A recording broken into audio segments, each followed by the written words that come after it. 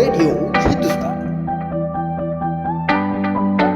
जिंदगी का सफर है ये कैसा सफर, कोई समझा नहीं, कोई जाना नहीं।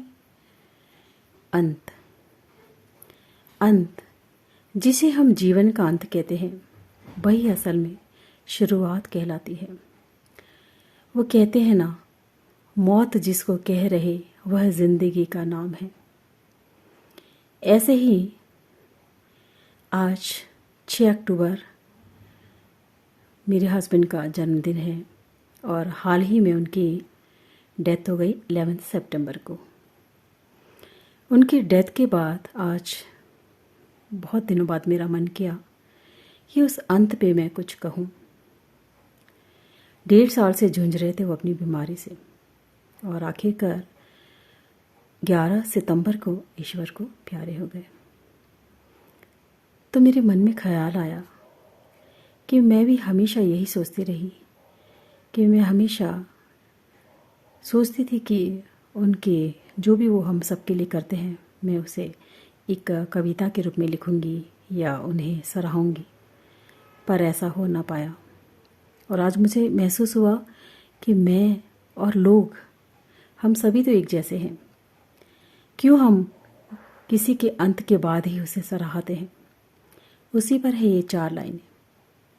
जाने क्यों हम जीवन के अंत के बाद ही महान कहलाते हैं, जबकि व्यक्ति अपनी पूरी जिंदगी कोशिश करता है कि उसे सराहा जाए, या वो जो कुछ भी परिवार के लिए करता है उसे कहीं तो उसका अंजाम मिले, यानी लोग उसे समझें। पर जाने क्यों हम इतने स्वार्थी हो जाते हैं कि उसके किए के बदले उसे कभी सराह ही नहीं पाते। उसकी तारीफ तभी ही करते हैं जब वो इस दुनिया को छोड़कर हम सबको छोड़ के रूठ के चला जाता है। तब हम उन लम्हों और तिनकों को संजोते हैं और उसे छोटी छोटी बातें याद करके उस समय की कीमत को समझ पाते हैं। जाने क्यों जीते जी तो हमें फुर्सत ही नहीं मिलती अपने काम से हम लोग समय निकाल ही नहीं पाते, और निकालते भी हैं तो उस मोल को समझते ही नहीं। लेकिन जब हमारा साथी या कोई अपना इस दुनिया को छोड़कर चला जाता है, फिर हमें उसकी कीमत महसूस होती है। वो लाइन जो मैंने पहले भी दोहराई कि मौत जिसको कह रहे वह जिंदगी का नाम है। हाँ, बहुत सच्ची ये लाइन।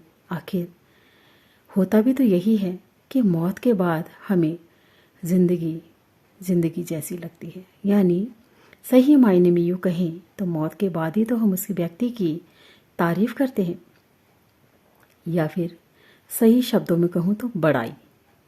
बहुत अच्छा था वो इंसान, हमेशा हंसता रहता था, सबकी मदद किया करता था। अरे हाँ, कल ही तो उसने हंस के बात की थी मुझसे, मुझे भी हाय की थी। सचमुच कितना महान था, सबकी मदद किया करता था, वगैरह वगैरह। वहीं जहाँ हम जीते जी उस बंदे को समझ ही नहीं पाते और अंत होते ही उसकी तारीफ के पुल बांधने लगते हैं। आखिर क्यों ऐसा होता है? ये एक विडंबना ही है। कहीं बहुत पहले मैंने एक व्हाट्सएप में कविता पढ़ी थी।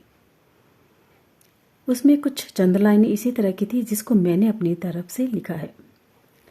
अगर मुझसे मिलना हो तो मेरी अंत होने से पहले आ जाना।